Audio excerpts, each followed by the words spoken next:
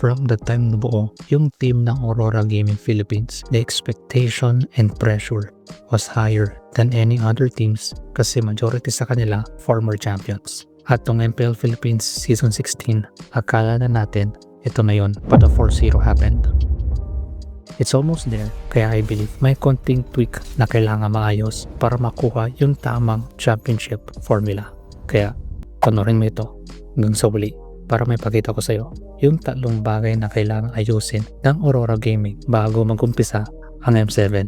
Number 1, team fight synergy. Kung meron mang team na nagpauso ng strength in numbers or yung nag-immortalize ng ultimate bonding experience way back Blacklist era, yung mga players ng Aurora yung nagpanatili nun. And during the upper bracket against TLPH, dito natin nakita yung ganon na nostalgia. So first turtle with good heroes, sila unang nakapwesto sa objectives. Ito yung usual formation ng isang ube. Yung XP and jungle na makunat sa harap, tapos yung room nakidikit malapit sa core para madaling marespohan, tapos mage sa likod for the damage. Ito yung usual na galaw kasi ang purpose. Munang papasok yung XP for the early damage, tapos dahil nasa front yung XP, if ever may pumasok sa backline, mabilis makarespo yung core and roam ng Aurora. So kahit sumasalubsob yung kalaban, basta hindi nahawakan yung mage, madaling makakapag-coordinate yung XP, core, and roam para i-counter yung initiation ng opposition nila. Which may kita mo rito, nakapalag yung Aurora sa aggressive initiation ng TLPH dahil sa ganun na formation nila. And once na weather nila yung storm, sila ngayon yung pwede mag-counter engage, applying the same idea. XP engage yung core and roam sa harap lang, tapos yung mage sa likod to deal the damage. Bihira mangyari, pero that type of synergy forces Team Liquid na matalo sa Turtle Team fight. Mind you, Liquid ito. Kung Turtle Team fight, top dog sila. But with the formation ng Aurora, a-counter nila saan malakas yung cavalry. Same scenario ulit sa second turtle. Haharap si Edward, tapos si Demon Kite andun for the follow-up, tapos nakadikit lang si Light ready to back up kung sino man mahirapan sa mga kasama niya. Tapos Yue nasa likod for the damage, in which that formation will force the opposition na lumaban sa environment saan namang yung Aurora. Dahil nakasetup na, mafo-force yung TLPH na ilaban yung ganitong team fight.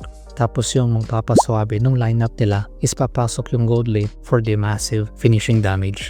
Diba? Ito yung modified version ng Ube kasi medyo aggressive, walang healers, pero may tatlong makunat. Tapos dalawang taga-dish ng damage. Bihira natin makita ito, especially with the changes sa meta. Pero if ever, makahanap yung Aurora ng way para maibalik yung ganitong synergy, pwede silang lumakas ulit. Number 2, core prioritization. Nabanggit ko ito kasi if there's a team na di magdadalaw isip na i-prio yung tank jungler, Aurora Gaming PH is one of those teams. Which nakita natin sa Game 2 Grand Finals, ano yung mangyayari kapag naipit yung hero pool ni Demon Kite, forcing na gumamit ng offbeat na tank jungler. Once nakuha niya kasi yung swak na core, yung the rest ng team composition, madali na lang i-blend sa kung anong jungler ni Demon Kite. And may kita mo rito, ang laki ng ambag niya basta nakuha niya yung tamang hero na pwedeng gamitin bilang core. Personally, naging butas yun na hindi nakuha ni Demon Kite yung comfort na jungle, especially sa games 2 and 4. Solid naman na tank jungle, pero parang pinilit na lang nila para lang makasabay sila